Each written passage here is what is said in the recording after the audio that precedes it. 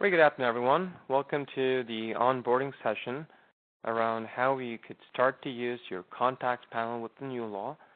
This is a specific subject that we're going to be talking about today as we break down the entire onboarding session into pieces or components. So this is actually going to be a very focused, a very timely onboarding session that focuses on how you would use our contact screen to onboard or intake your clients. We're going to talk about how the different components of the client intake form. We're going to look at all of the reports and all of the documents that you can generate for clients.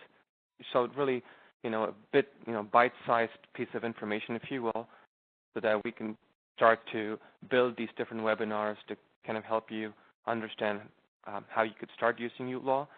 So for those who've just joined us, this is a specific webinar as part of our onboarding session that focuses on how you would bring in clients or contacts, the different aspects of the contact management, how you would use contacts within matters as additional parties as well. That can then help you with court forms. So that's another segue to our contact management as well. Once again, I would appreciate if you could use the chat window for asking any questions, and please, if you can mute your phone lines, that would be much appreciated. I'm going to really jump into the actual walkthrough of how you would use your contacts. So anyone who's just recently signed up for uLaw or is looking to do so, our menu options, like the 7 days of the week, start with the dashboard, contacts. Okay, we'll definitely increase the volume. Thank you. We've got our quick view, which is just a fast and easy way for you to search for any matter-related information. You've got the matter itself, where you create your files for a specific contact. We've got our accounting aspect to our uLaw, which is where you manage your business accounting, and this is where you're managing your legal accounting as well. You've got the calendar. The calendar is where you use both your personal time as well as the time that you do for all the docketing specific to a matter, right? So the uLaw's calendar can then be synchronized with your phone through the uLaw app that you can download on your phone as well. And then we've got, at the end of the day, once you've done all the heavy lifting work, we give you the opportunity to quickly start to generate these, analytics that can give you better insight about your business, right? So you want to know for the month of February, where has your money come from? About 60% came from contract work that you did, right? So with those 7 different options and the nuances of those different menu options that we have, each of those options are interrelated and they have a job to do as well. And in today's webinar, for the next 30 minutes, we're going to specifically focus okay, so I think there's some feedback about my voice being really feeble. I am going to try and increase my volume. This is as high as it gets, unfortunately. So we'll make sure we have this recording done well. This is most certainly available to you as a recorded version, and you're most definitely able to follow through on that. Okay. I will continue to speak up as loud as I can. All right. So one of the first steps that we expect our clients to do as soon as they start, get into uLaw, is right away actually add a client. So let's say there's a client that's right in front of your office. They want you to represent him or her, or is maybe a corporation, right? One of the first things that you would do is you would come into our contacts panel. Okay? The contacts is really in uLaw a people or an entity with an address, a name and an address, right? Because this gets used across matters, across parties. This is what's used to address invoices. So it has a lot of relevance.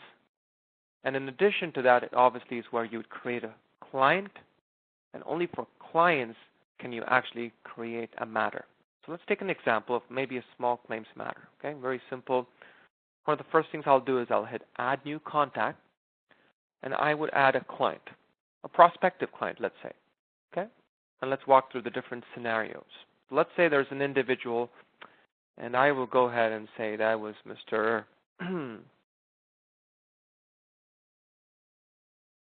okay, Guy Forget. Now this is truly your, what we call it, client intake form. So you've got your salutation, you've got your first name, last name. If you click on the little more button, you can actually add more information, such as his nickname. You've got a marital status, you've got birth name, you've got additional information that gets populated sometimes in court forms as well. Now, if this was a specific company, so let's say this is another legal firm, or this could be, your client could be Rogers or Bell, then that would be a corporation, right? So if whether that's A1 tickets, right, traffic tickets, or X-Copper, right, or Rogers, that would be a corporation. But if it's an individual, you would obviously leave it unchecked and go with the first name, last name that would be relevant to an individual personal name, right? As you chug along in the client intake form, one of the very important aspects of the client intake is our source of contact. Now, the source of contact is very relevant from two purposes. One, it is a great marketing insight to really know where your clients are coming from. Okay, it's very important for you to address and be smart about understanding where your clients are coming from, so that you can then spend your marketing budget or you focus on your marketing on those specific areas that are working for you, that are bringing the clients in. Now, in addition to that, it's also a Law Society report. The Law Society obviously would like to, keep a tab on how much of that comes from referrals from other, are you just a referral body? Are you actually a working paralegal lawyer? Or are you just someone who's taking information, marketing it, and then passing it along to someone else, right? So that's one of the things that they want to capture. So as you bring that client in through your client intake, you're going to be able to tell them, tell yourself, okay, this was a word of mouth, or maybe an existing client referral, an external referral. It could even be a Law Society referral, right? Law Society has a lot of programs for entrepreneurs and first-stage legal professionals that they provide leads. So let's say this is a Law Society referral. You could choose that as the source of contact, okay? And then the next immediate piece of information, and one of the last pieces of information, is the address, a correspondence address that you can use to send information over, including invoices that you can include it in. Let's go ahead and let's put that address in. I'm just going to put an address in. You can see Ontario or ON. Now you can mark this as a home address or a work address or other. Now we do auto-populate your country and your province, but you do have to type in cities because sometimes cities may have funny spellings. In our roadmap, we do have a feature that allows us to connect with the, maybe Canada Post to validate the address, right? So that's one of the things that we're focusing as part of our roadmap in this particular area. And you can put the postal code in and go ahead and mark it as a mailing address. Now we do use the particular address that you marked as a mailing address as our correspondence address, as well as the address that gets used in court forms, okay? You can always click on this little add button and add multiple addresses. So let's say I want to add a Yonge Street address, North York, Ontario, Canada, and let's say this is the home address. Maybe it's the mailing address. There's only one that's a mailing address, but you could actually add multiple addresses. Okay. If you want to delete a certain address, you can just go ahead and say delete. Let's put a phone number in. Now, for those who do have an iOS phone or maybe an Android phone, you are able to download the uLaw app free of cost. And if you use your same credentials that you used to log in into your uLaw account, you can do so on your app as well. It allows you to import contacts right out of your phone. It allows you to add contacts on the phone app itself, right? So some pretty cool features there. And then you can also use it as kind of your legal phone book, if you will. Yeah. And last but not the least, you can also import phone conversations that you've had as dockets. So I'm just going to go ahead and add the phone. Let me go ahead and click Save. What uLaw is going to do is it's going to hit Saving Contact. Just give it a couple of seconds before it refreshes the Enter database and it brings out the particular client that we just added. Okay? And just takes a couple of seconds, and there you go. There's Sir Guy Forget. Some interesting piece of to note. There you've got the address. You can minimize it. Phone number. You can even add it if you have a BlackBerry. You can use the QR code, and it would automatically add this into your phone. We do have that feature as well. And you can use the same thing here. Okay? Now this is how you've added a contact. Yeah? Now you can search for that contact. You can just type in, I'm just going to use the search panel and type in FORGET, and there you go. It searches up for that individual. You can click on that person, and the right side panel is where you can work on it. Okay? Now you can group this individual client. Right now, if I click on the group, right at the bottom I see that he belongs to the clients group because that's where he can be deleted from. But in our Playground account, you can notice that our clients have been very innovative with coming up with new forms of groups. You can create your own group or maybe add Guy as part of an existing group. So maybe in this particular matter that you're working with, Guy Forget is actually a plaintiff. So you could go ahead and mark him to be a part of the plaintiff group as well. So an individual contact can always be a part of multiple groups. If I go back to my group, right at the bottom, now I see Guy Forget being part of two groups. He's not only a client, but he's identified as a plaintiff as well. You can actually go create your own groups. You can say new group. You can say Plaintiff Ontario. And all that this does is it gives you a more logical way of grouping information and searching for it, right? So if, let's say I go ahead and search for the same person. Let me just type in FORGET, same concept. I will delete this individual from the plaintiff's group. Okay. It's going to save that contact. And I'm just going to go back and say group and add this individual to my group, Plaintiff Ontario. As simple as that. If you go back into your groups, right, that you see on the left-hand side, right, you see all the different groups right at the bottom. Click on it, and you see the contact there, right? You go to Clients, you would see Guy Forget under that as well. Alphabetically ordered, right? It's easier to search for it right at the top. I would just type GUI. There you go. Okay. Now let's say in this case Guy Forget is your client, he's your plaintiff. And now let's assume that you've got the information of the defendant. Maybe this was a fence issue, a neighbor, or it could be a slip and fall, right? Let's say we understand now who the defendant is. Now you as the legal professional can go ahead and add now the defendant information. So you can say add to my defendants group, say Miss Stephanie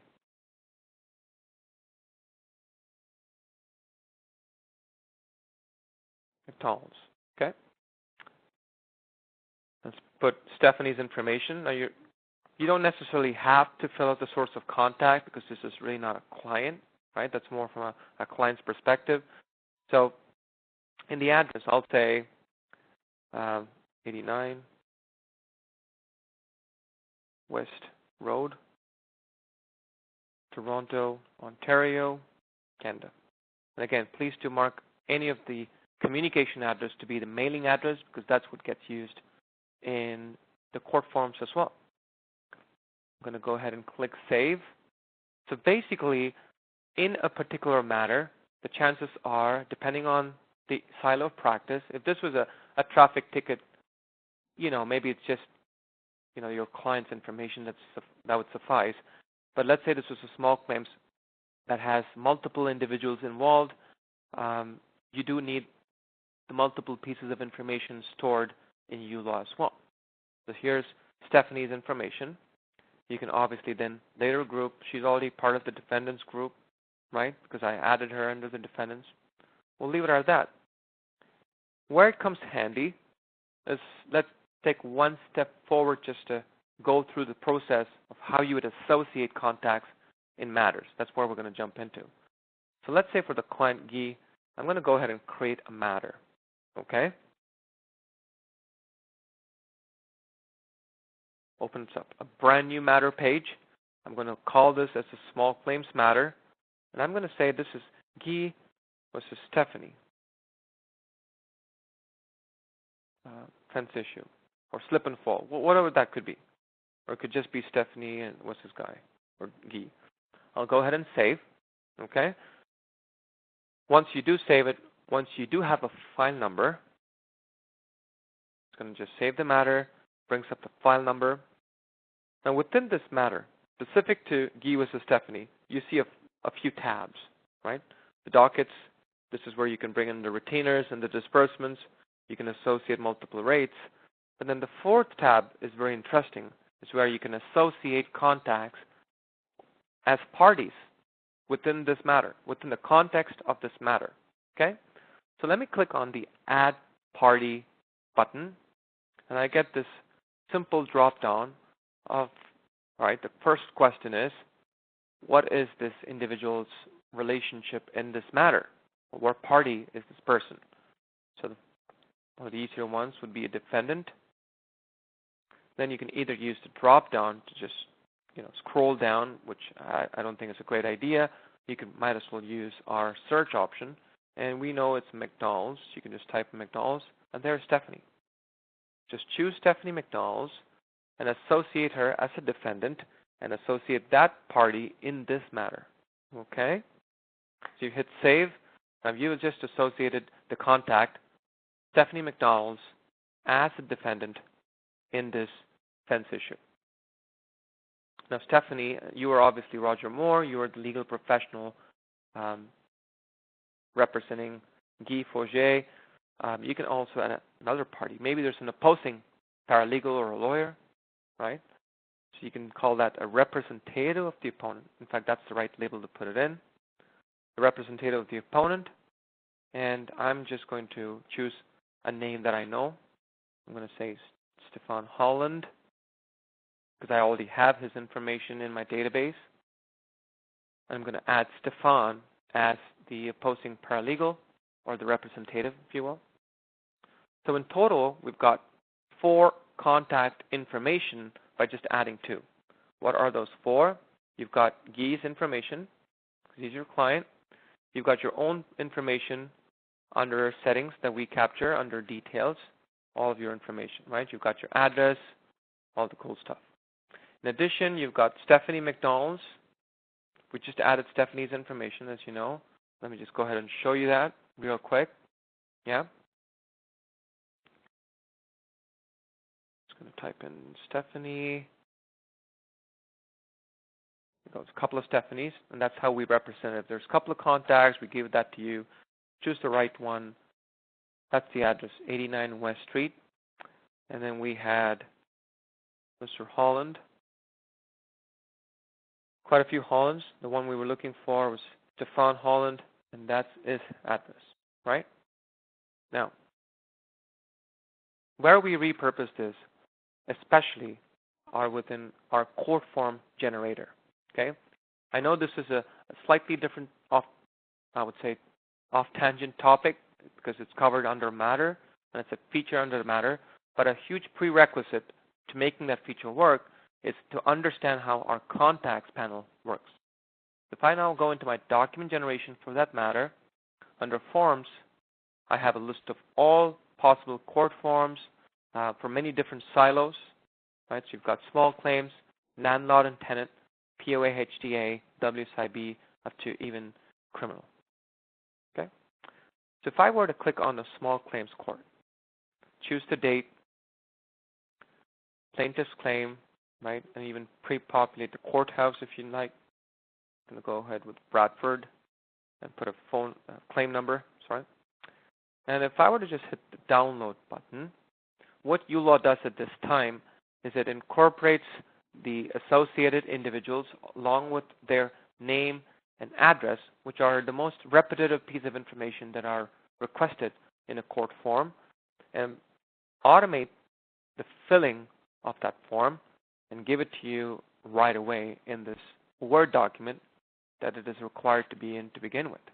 Okay, so it saves our clients a lot of time, and this is one of the core functionalities of how you would associate contacts with the matter. Okay, so you've got the courthouse information, their phone number, you've got your plaintiff, Guy Forget, you've even got his AKA, or also known as, or nickname filled in, because we filled that as part of our uLaw client intake form, if you remember, real quick.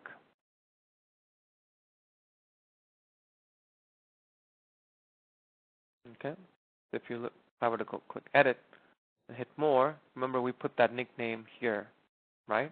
That's the same information that we have captured in this particular form.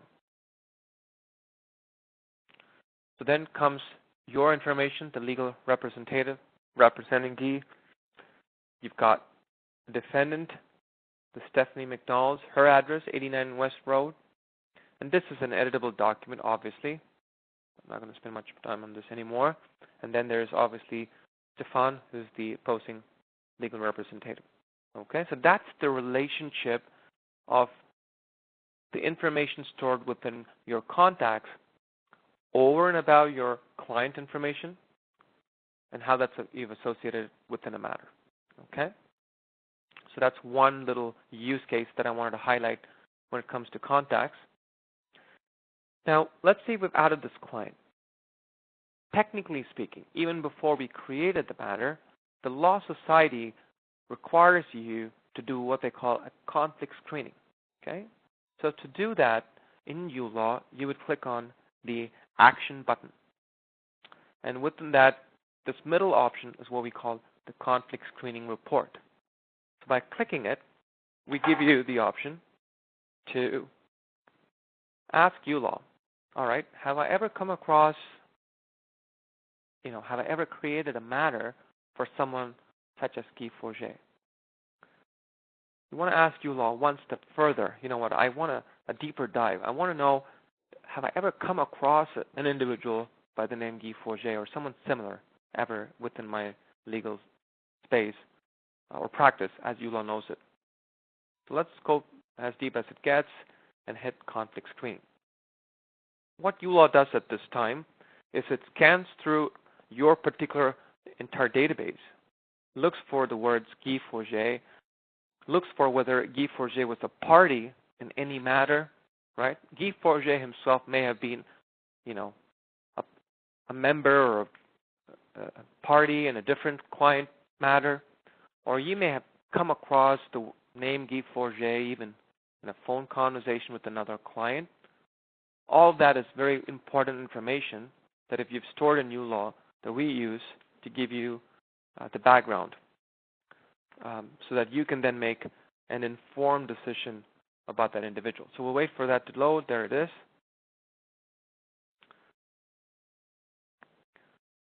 So you've got a few Alex Smith.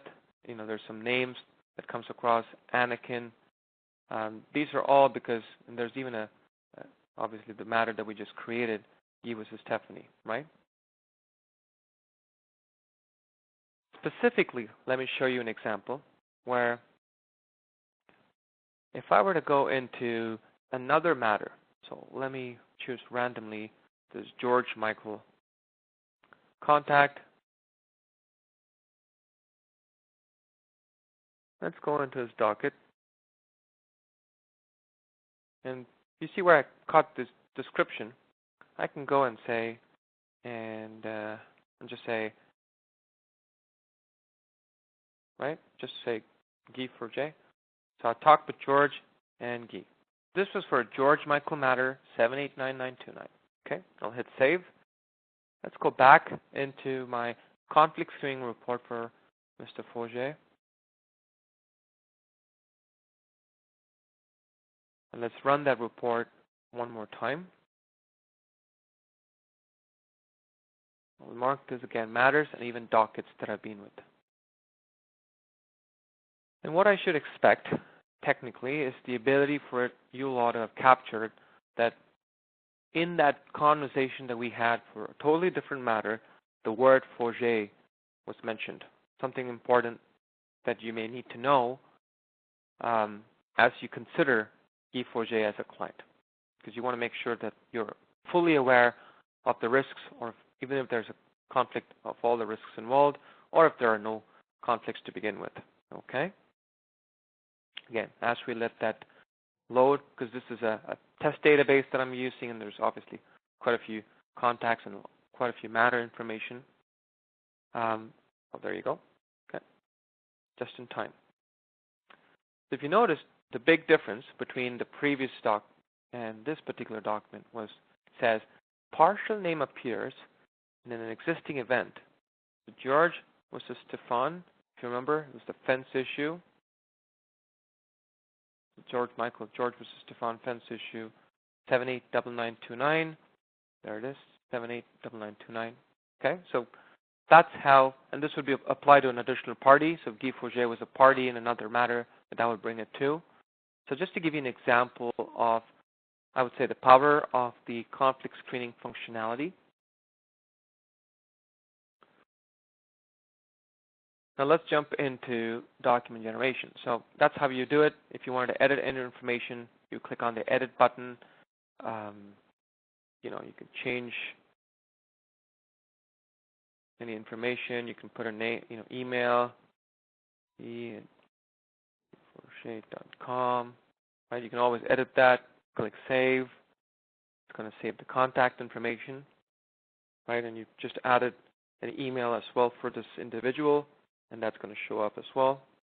Yeah. You obviously created a matter. Now, one of the documents that the Law Society requests is, yes, that was great that you did the conflict screening report. Very important that we do date stamp this. Right at the bottom, we do tell you exactly when you ran this report, right? So that you can associate or bring it into the file. So we integrate with third-party accounts, such as Google accounts. I'm just going to go ahead and associate myself as part of my enterprise account. And this is where you would start to store all the information, right? In addition, if you look at our compliance panel, there's one or two client intake documents that you can generate at the matter level, because we then pre-populate a lot more document information. So one thing was the client ID verification. So as soon as you got the client, did you verify that this is actually Guy Forget? Did you look at his driver's license or anything of that sort?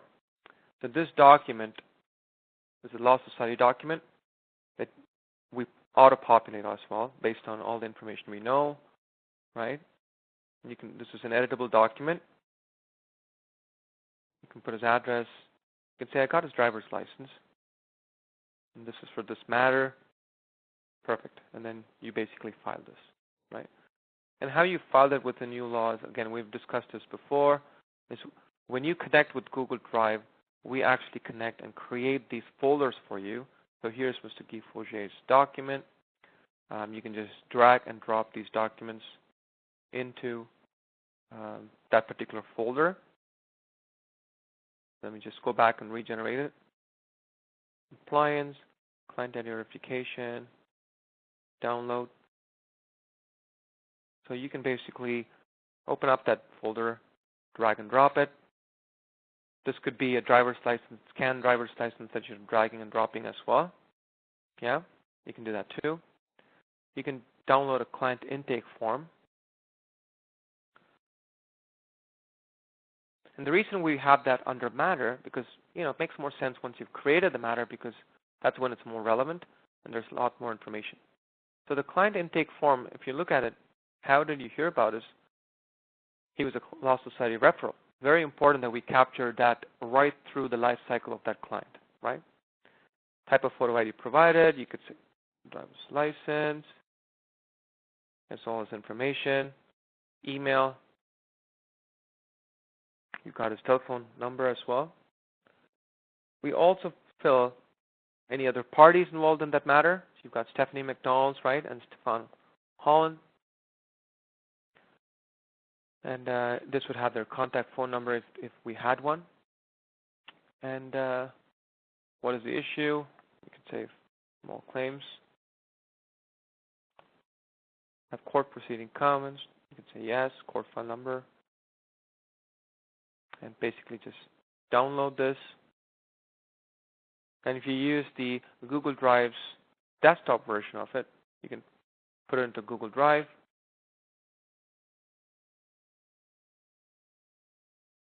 Go into uLawPractice.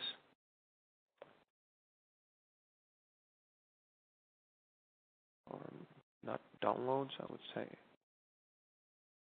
Google Drive, uLawPractice, Matter, G4Js. Put the client intake form right here. And as you start to populate all those documents, you start to notice them coming here. So here's the conflict screening report. So this is how you notify the Law Society that you actually have run a conflict screening report, which is this right here. You basically download that as well. Right? And here's the conflict screening report, which basically says, this is a new client, right? I've got defendant Stephanie McDonald, so you can see all the conflict search information you've searched across these different two parties. And you can say any steps taken. You can say no conflict. Details on possible conflicts, if there are any, you can put that in. Did you refer them to another person? You can say no. Decline the retainer. You can say no. Sign this. And yet another document that you can save. Within the first 20 minutes or even 5-10 minutes of you starting that contact, let me just refresh that, you've got all these relevant contact-related documents that you're able to generate. Okay? Conflict screening document, the conflict screening report that the Law Society asks you for, a client intake form, right, and as well as a client ID verification document, right? All that, as soon as you've given us all the information you need, create the contact, create the matter, go into compliance, generate that. Even before that, we also have a compliance set of documents right under the contact. Now you can start to generate, before I get into that, let me show you the different documents. You've got envelopes, you've got multiple. You could choose multiple contacts and print them, or you can basically just say the different types, right? DL, C6, different types of envelopes you have. Let me just go ahead and show that. I'll add the name of the individual, phone number, email, and I'll go ahead and download it. And what we do is we create an envelope-looking PDF, and all you got to do is leave your actual business envelope on the printer and print this, and this would emboss your logo if you had one, as well as the information of your client. Okay? That's where you generate the envelopes, the COCA type. You can generate labels too. And you can connect this to your label printer, and it does comply with the label printer standards. And you can print multiple as a print. So that's all the envelopes and the labels that you can print from the contact right away. Then we've got the compliance. Again, we looked at conflict screening. But the most important report that I would consider is the source of contact. So let's say I do it for a monthly. I download this.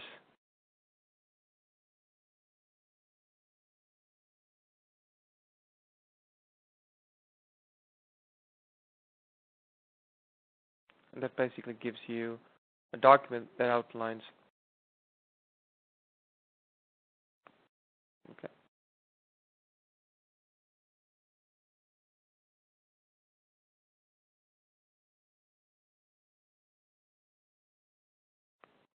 I think we just lost a little bit of internet connection. I'm going to try and reconnect.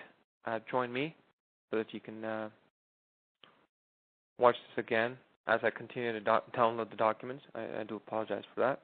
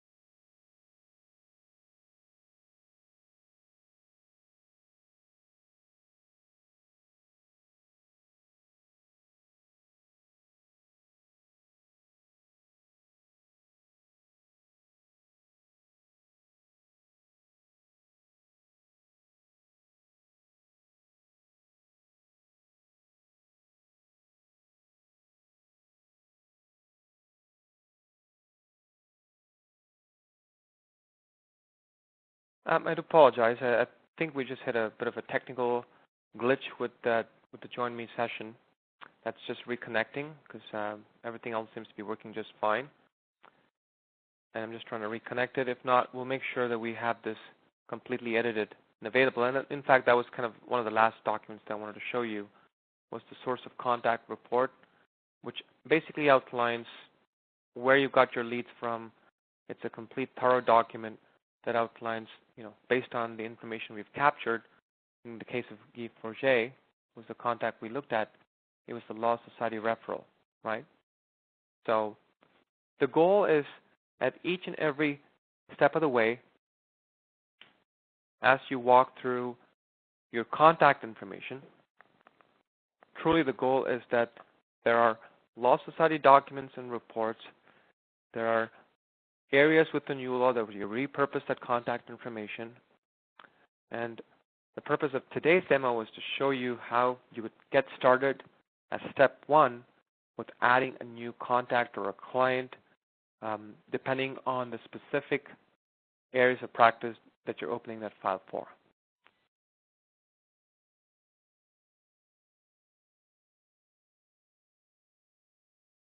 And what will ensure, and hopefully, the first 30 minutes was something that you were able to capture. What we'll make sure is as we edit this video, we will add the source of contact report as an integral part of that. Okay.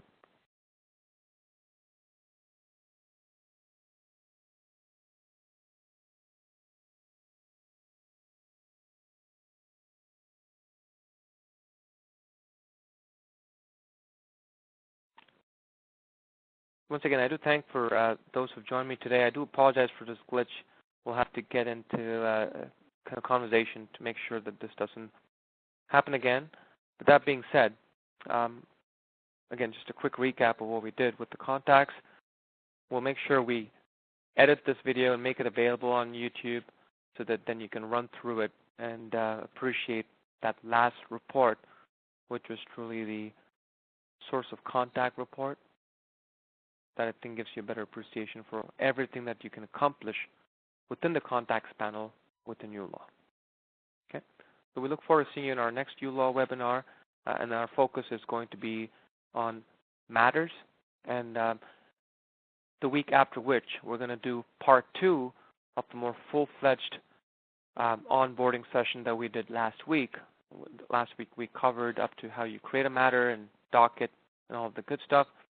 The week after next, we're going to focus on the business accounting aspects to it, all of the Law Society ledgers and reconciliation aspects of that same demo that we used, so that it gives you a full life cycle of how you would use uLaw.